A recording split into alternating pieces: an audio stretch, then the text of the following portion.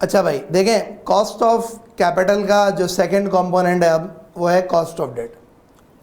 Cost of equity तो हमने अच्छी खासी डिस्कस कर ली और कॉस्ट ऑफ इक्विटी में कैपेम का मॉडल भी डिस्कस कर लिया, डिविडेंड वैल्यूएशन भी डिस्कस कर लिया। अब कॉस्ट ऑफ डेट की बात करते हैं। कॉस्ट ऑफ डेट में सबसे पहला जो कॉन्सेप्ट मैं चाहूँगा आपको रिकॉल कराना वही है कि देखें, जब मैंने वैक पढ़ाना स्टार्ट किया था तो मैंने वैक के वक्त फार्मूला जो वैक का ओपन किया था उस फार्मूले में मैं एक चीज़ पे फोकस करना चाह रहा हूँ और मैं वो फोकस करना चाह रहा हूँ किस चीज़ के ऊपर, इस के डी वन माइनस टी पे मैं फोकस करना चाह रहा हूँ, इस के डी वन माइनस टी पे। अगर आप एक चीज़ देखेंगे ना तो आपने जो वैक का फार्मूला यूज़ किया उसमें के डी वन माइनस टी था, यानी कि after tax cost of debt थी। क्या थी? After tax cost of debt थी। तो हमेशा याद रखिएगा कि जब भी हम वैक कैलकुलेट करेंगे तो उसमें जो कॉस्ट ऑफ डेट होगी वो हमेशा after tax cost of debt होगी। जो कॉस्ट ऑफ डेट होगी वो हमेशा after tax cost of debt होगी। अच्छा भाई, अब ये after tax cost of debt होने के लिए ज़रा थोड़ा सा आपको कॉन्सेप्ट समझना पड़ेगा, क्यों आफ्टर टैक्स होगी। अनलेस एंड अनटिल आप एक टैक्स फ्री कंट्री के अंदर हैं, जो कि अब प्रैक्टिकली इम्पॉसिबल है, क्योंकि वो ममालिक जिनमें टैक्स नहीं था उनमें भी अब टैक्स आने वाला है या आ चुका है। तो खैर, ये बात को समझना कि कॉस्ट ऑफ डेट क्यों हमेशा आफ्टर टैक्स होगी, क्यों हमेशा ये के डी वन माइनस टी होगी, इसके लिए हम थोड़ी सी एक एग्जांपल लेते हैं और उस एग्जांपल के थ्रू डिस्कस करते हैं। अज्यूम करें एक कंपनी के पास 10% $50,000 का लोन है और वो जिस जुरिस्डिक्शन में है वहाँ पे टैक्स रेट है 40%। मैं दो कैलकुलेशन कर रहा हूँ, एक वहाँ पे जहाँ पे वो कंपनी इंटरेस्ट देती है, एक वो कैलकुलेशन जहाँ पे वो कंपनी इंटरेस्ट नहीं पे करती। So I am gonna perform two calculations. अब पहली चीज़ तो ये है कि आप अज्यूम करें कि इस कंपनी का profit before interest and tax जो है वो है 12,000, वो है 12,000। तो अगर profit before interest and tax 12,000 है तो यहाँ पे आप जब इंटरेस्ट माइनस करेंगे तो this is 10% into 50,000 gives you 5,000। और मैं कह रहा हूँ एक बार अजम्पशन ले लें कि विदाउट इंटरेस्ट होगा तो मतलब इंटरेस्ट जीरो हो जाएगा, मीन्स लोन रीपे कर दी। तो अब देखा जाए तो हमारा इंटरेस्ट का फ़र्क कितना है? 5,000 रुपये का ना। इसका मतलब क्या है कि हमारी जनरली एक्सपेक्टेशन ये है कि यार अगर जो है ये जब इंटरेस्ट दे रहे हैं और इंटरेस्ट नहीं दे रहे हैं तो प्रॉफिट में जो फ़र्क आएगा वो 5,000 का आएगा, इससे ज़्यादा तो नहीं आएगा। लेकिन ऐसा नहीं है। आप जब यहाँ पे कैलकुलेट करेंगे तो प्रॉफिट बिफोर टैक्स आता है आपका 7,000, यहाँ पे आता है आपका 12,000। अब जब आप इस पे टैक्स अप्लाई करेंगे तो एट द रेट ऑफ 40% जो है आपके पास ये हो जाता है 2,800। और इसको अगर आप जो है वो 40% अप्लाई करेंगे तो ये जो 40% अप्लाई करते हैं, so this turns out to be $4,800। ना अगर हम इस दोनों के डिफरेंस पे जाएं तो मैं कहूँगा कि जी आपका जो प्रॉफिट आफ्टर टैक्स है वो 7,000 minus 2,800 gives you 4,200। 12,000 minus 4,800 gives you 7,200। अब ज़रा एक कॉन्सेप्ट समझना। बेसिकली जब हम इंटरेस्ट पे कर रहे हैं और जब हम इंटरेस्ट नहीं पे कर रहे तो उसमें जो हमारे प्रॉफिट आफ्टर टैक्स में फ़र्क आ रहा है वो 3,000 का फ़र्क आ रहा है। हालांकि हम तो 5,000 रुपये का इंटरेस्ट बचा रहे हैं। मैं रिपीट करता हूँ, हम तो 5,000 रुपये का इंटरेस्ट बचा रहे हैं, लेकिन ये 3,000 रुपये का फ़र्क क्यों आ रहा है? ये इसलिए आ रहा है भाई क्योंकि आप देखो तो आपने 5,000 रुपये तो बचा लिए, लेकिन उसके चक्कर में 2,000 रुपये आपका एक्स्ट्रा चला गया। तो जब 2,000 रुपये एक्स्ट्रा चला गया तो नेट अमाउंट कितना बचा भाई? नेट अमाउंट 3,000 बचा। सो बेसिकली जब हम इंटरेस्ट क्लेम करते हैं तो प्रॉफिट डाउन हो जाता है, और जब प्रॉफिट डाउन हो जाता है तो उस पर आपको क्या मिलता है? Tax savings. क्या मिलती है उसमें आपको? Tax savings. अच्छा, तो अगर प्रॉफिट डाउन हो जाता है और उसमें आपको टैक्स सेविंग्स मिलती हैं तो अल्टीमेटली जो आपकी नेट कॉस्ट होती है वो कम होती है। तो आप अगर यहाँ पे देखें तो 3,000 रुपये नेट कॉस्ट आ रही है, 3,000 रुपये नेट इम्पैक्ट। मैं 3,000 को डिवाइडेड बाय अगर 50,000 करूँगा तो ये 3,000 डिवाइडेड बाय 50,000 गिव्स यू 6%। अब मैं आपको डेमोन्स्ट्रेट करता हूँ कि ये 6% क्या है एक्चुअली। ये 6% ये है कि ये के डी वन माइनस टी है। क्यों KD 1 माइनस टी है? KD कितना है? 10% है। 1 माइनस टी, टी कितना है? 40%। सो रिजल्टिंगली ये 6% हो जाता है ना। तो ये 6% क्या है? ये 6% एक्चुअली ये सारा कुछ हमने जो है वो रिकंसाइल कर लिया, हमने समझ लिया कि जब तुम जो है वो लोन पे इंटरेस्ट देते हो और जब तुम लोन पे इंटरेस्ट नहीं देते तो होता ये है कि आपके जो टैक्स का अमाउंट है उसमें फ़र्क आ जाता है, और उस टैक्स के अमाउंट में फ़र्क आने की वजह से आपका प्रॉफिट आफ्टर टैक्स उतनी सेविंग रिफ्लेक्ट नहीं करता जितना आपने इंटरेस्ट बचाया होता। सो टेक्निकली इंटरेस्ट की कॉस्ट 5,000 नहीं है, इंटरेस्ट की कॉस्ट यहाँ पे 3,000 है, और 3,000 इज इक्वलेंट टू 6%। वो 3,000 इज इक्वलेंट टू 6%। क्या है वो? 3,000 इज इक्वलेंट टू 6%। बात समझ में आ रही है?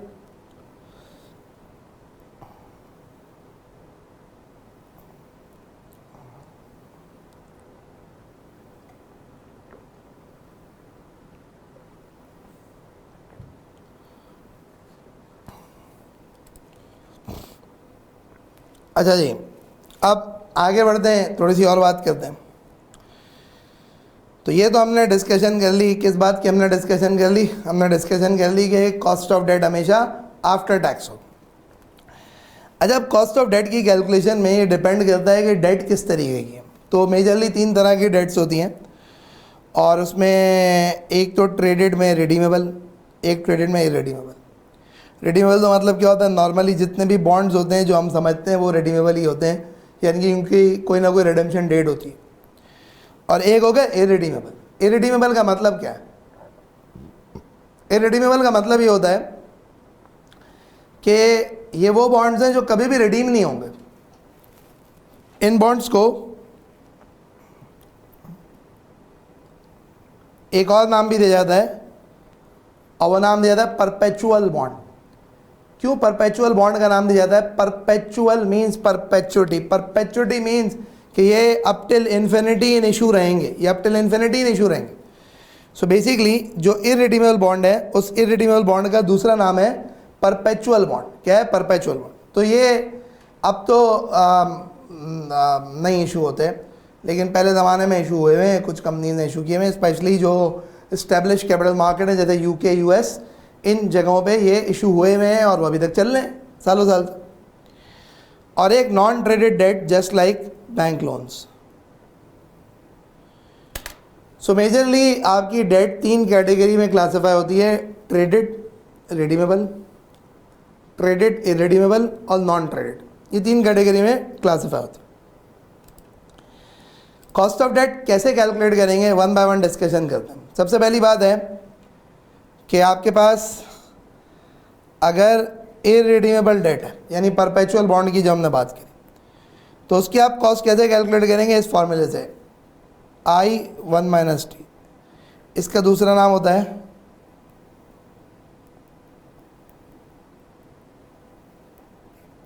After tax interest divided by P0। P0 का मतलब है इसकी current x interest market value, यानी बगैर इंटरेस्ट के। जिस तरह से बगैर डिविडेंड की होती थी ना एक्स डिविडेंड, इस तरह से एक्स इंटरेस्ट। अब बात समझना ज़रा, कॉन्सेप्ट है क्या उसको ज़रा समझना।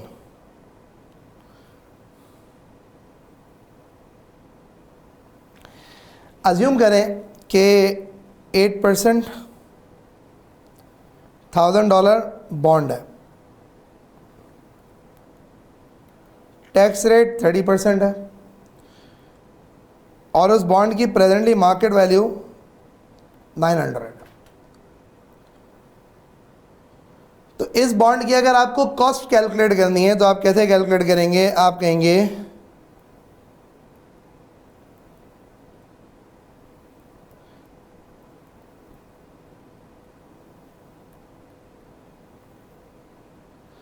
आप कहेंगे 8% इंटू $1,000 इंटू 0.7,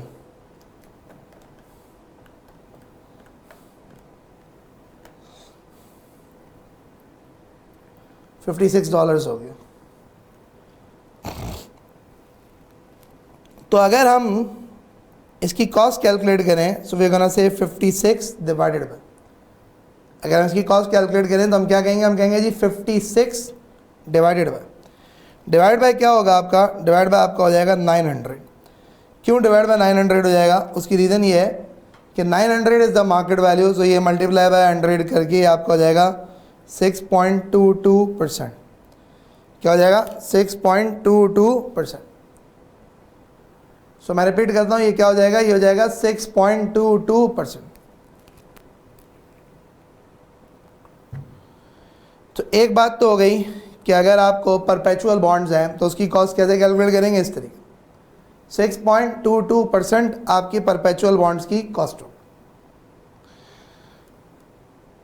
अगली बात करते हैं। अगली बात ये है कि जी अगर तो रिडीमेबल बॉन्ड्स होंगे तो क्या करेंगे? कुछ नहीं करेंगे।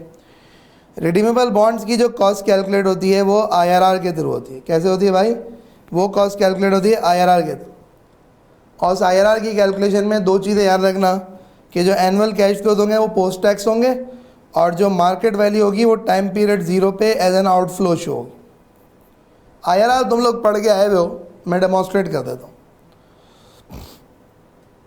कहता है now is 1 January 2005, Wilco company has $100,000 5% redeemable loan notes in issue.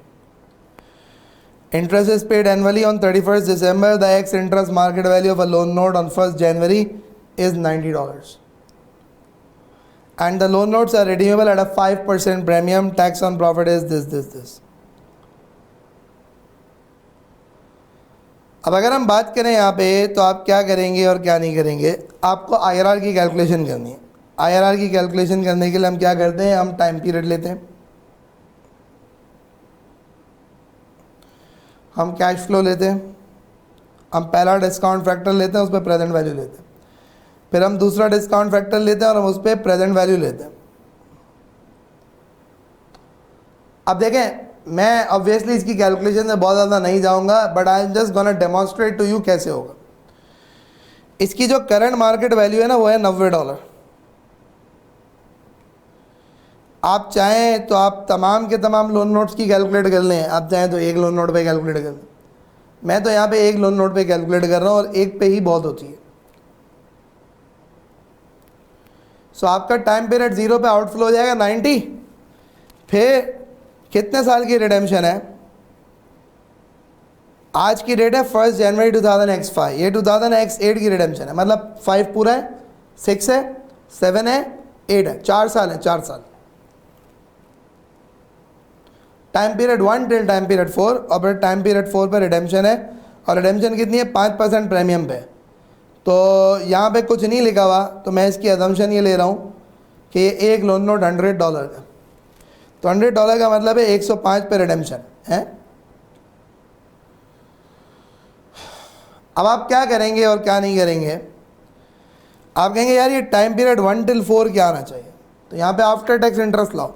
यानी ये देखो, ये वाली मार्केट वैल्यू आउटफ्लो हो गया, ये रिडेम्पशन अमाउंट इनफ्लो हो गया, ये हो गया आपका after tax interest 5%।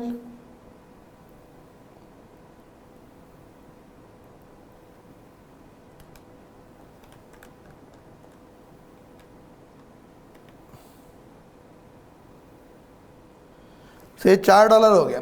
5% into $100 into 1 minus T, T जाए वो 20% है यहाँ पे, तो 1 माइनस टी का मतलब हुआ 0.8, तो ये अल्टीमेटली 4 हो गया।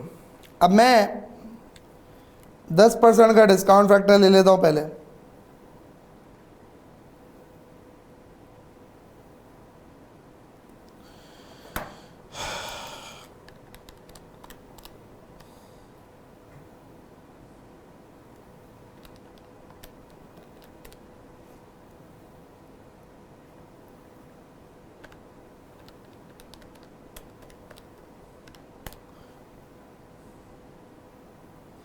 $12.22 का आउटफ्लो होगा।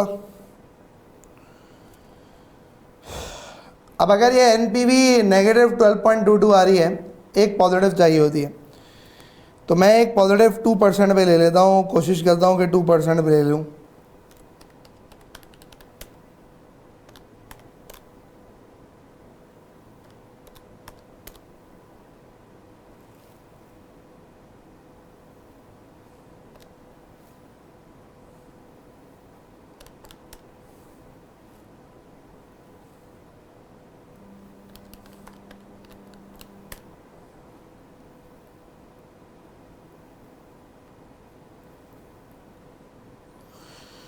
सो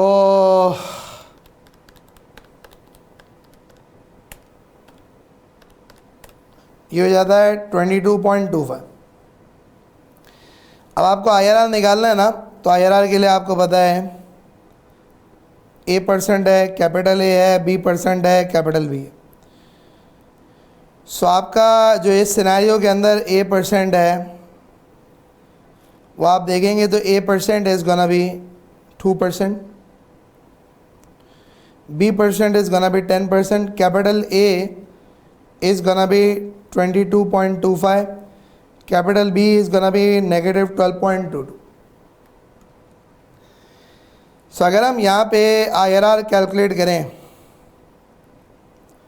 सो आपके पास जो IRR हो गया वो कितना होगा, 2% प्लस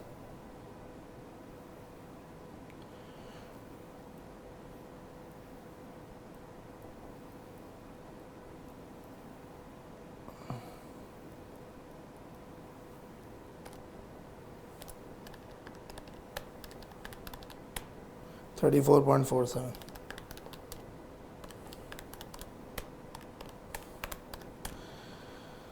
$7.164।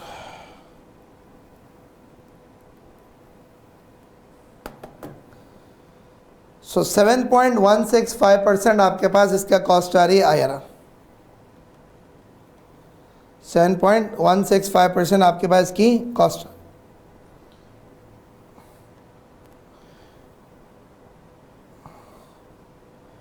सो बेसिकली क्या हुआ, अगर रिडीमेबल डेट है तो आप क्या करेंगे, IRR निकालेंगे, और अगर इरिडीमेबल था तो हमने क्या करा, हमने basically simple after tax interest को डिवाइड बाय P नॉट की। आगे बढ़ते हैं, ये एक और एग्जांपल है। मैं इसका IRR पूरा नहीं कैलकुलेट करूंगा, मैं सिर्फ टेबल इसका ड्रॉ कर दूंगा। A company issue 6% $100 5 year bond, tax rate 40% है। Each bond is presently trading at this, redeemable at a discount of 95। मैं इसके कैश फ्लो लिख देता हूँ, बाकी कैलकुलेशन आप खुद करेंगे। सो टाइम पीरियड 0 पे there is going to be 98 as an outflow. Time period 1 से लेके टाइम पीरियड 5 तक 6% इंटू 100 इंटू 0.6, 3.6, और टाइम पीरियड 5 पे रिडेम्पशन है तो 95 हो जाएगा। ये आपके कैश फ्लो होंगे, इसकी बेसिस पे आप अपनी कॉस्ट कैलकुलेट कर लेंगे।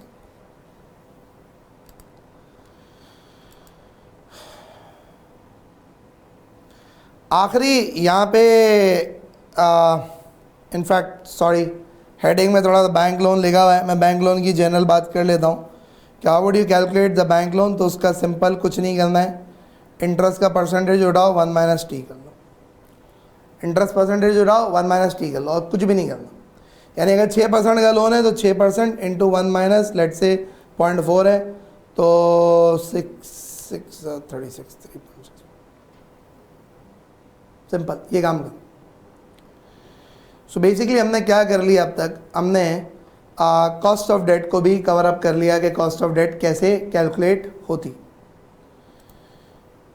और उस कॉस्ट ऑफ डेट के अंदर हमारे पास 3 मेजर चीज़ें आ गई, और 3 मेजर चीज़ें क्या क्या है, एक आपके पास रिडीमेबल ट्रेडेड डेट है, एक इरिडीमेबल ट्रेडेड डेट है, और एक नॉन ट्रेडेड डेट है। नॉन ट्रेडेड डेट का मतलब बैंक लोन। तीनों की कॉस्ट कैसे कैलकुलेट होती है हमने देख लिया।